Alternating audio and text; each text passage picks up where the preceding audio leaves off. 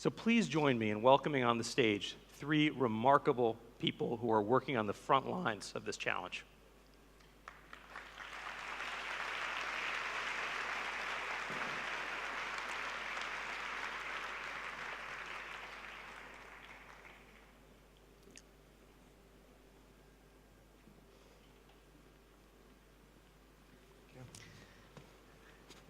Thank you. Arkani, you have a somewhat different story. You're also Rohingya. You grew up actually and were educated in Myanmar, which is quite a feat. You went all the way through your undergraduate studies there and then also emigrated to Canada later in life. Yes. You faced some hardships, some discrimination. Just describe what it was like to be a Rohingya young woman going through the education system in your own country. Sure. I think all of us remember our first day of the schools, and I remember it very clearly. When I was 4 years old, I was enrolled to kindergarten by my parents, and I was very happy as a little girl. I have to go to school. So my mom, she was a teacher, so she taught me what should I do, what I shouldn't do. Because in Burma, as soon as the school starts, we have to do the prayer. Since the majority of Burmese peoples are Buddhist, so they do the Buddhist prayer as a Buddhist ritual. So, as my mother told me after the school start, when there everybody is praying, and I was sitting down quietly. And suddenly my teachers come behind me and she pushed my head onto the floor. And I was scared. I was so shocked, and I look at her, and I said, I was look at her shaking, and my teacher said, "Oh, why don't you bowing?" And I said, "Because I'm a Muslim, and we don't bow to anything other than God." And she said, "Oh, you are Kala." Kala is the derogatory word that they use for the Muslims people. And she said, "Go to the corner and stand there." So starting from that day, until I graduate, I have suffered physical abuse, mental abuse, and all kinds of assaults. But I am among the 1% luckiest Rohingya people to go to school, because 99% of us, they didn't have a chance to go to school because of the systematic barriers from the Burmese government. So now that you're in Canada, you see Rohingya people coming as refugees to your small community in Kitchener, Ontario, Kitchener-Waterloo. What is it like for them when they arrive? Give us a sense of what, especially the refugee women that you work with.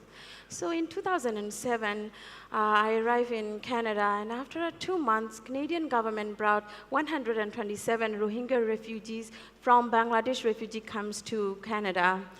And even though I came from Burma, after I see my people, I was shocked.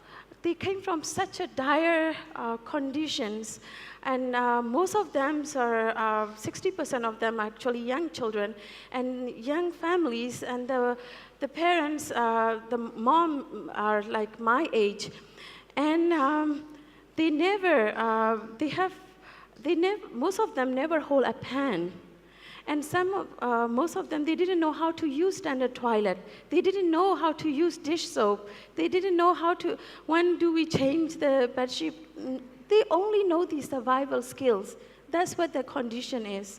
So I jumped in and helped these the newcomers, and I helped them. And other thing that I noticed is our Rohingya refugees, our women, we are treated as a second class level in our societies.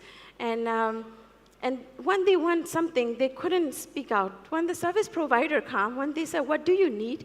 and they couldn't speak because the husband talked on behalf of them. So by seeing that, and I said, "No, we have to speak out." So I teach them basis, because I was a teacher back home, so I teach them the basic math and the English skills, and also to empowerment and self-respect, so that if we respect, other people will respect too. And also I teach the student, I open a school in the basement of a mom, and single mom. And now, in 10 years, these women, when they first came, they didn't even hold a pen. Now they passed this driving test, and now they become the Canadian citizen. And now they are, now they become the Canadian citizen, and some of them are working. So from zero to doing. Thank you. Now, just quickly, Zainab, tell me, in 2015, the Burmese government decided that even the term Rohingya shouldn't be used. I think even some UN agencies stopped using it. What did you do in response to that in your small community? Yeah. So in 2012, after the massacre, when the world started giving the attention to the Rohingya crisis, and UN is speak out for us, and the Burmese government said they cannot use word the Rohingya. So for a time being, UNHCR stopped using the word Rohingya.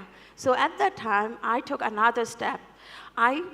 Because I have a school in a basement, a homework club, I contacted to the local authorities in Canada, and I explained the situation. So the school boards, they recognize our school as the first Rohingya language school in Canada. Actually, it's in the first Rohingya language school in the world. Thus, I am showing,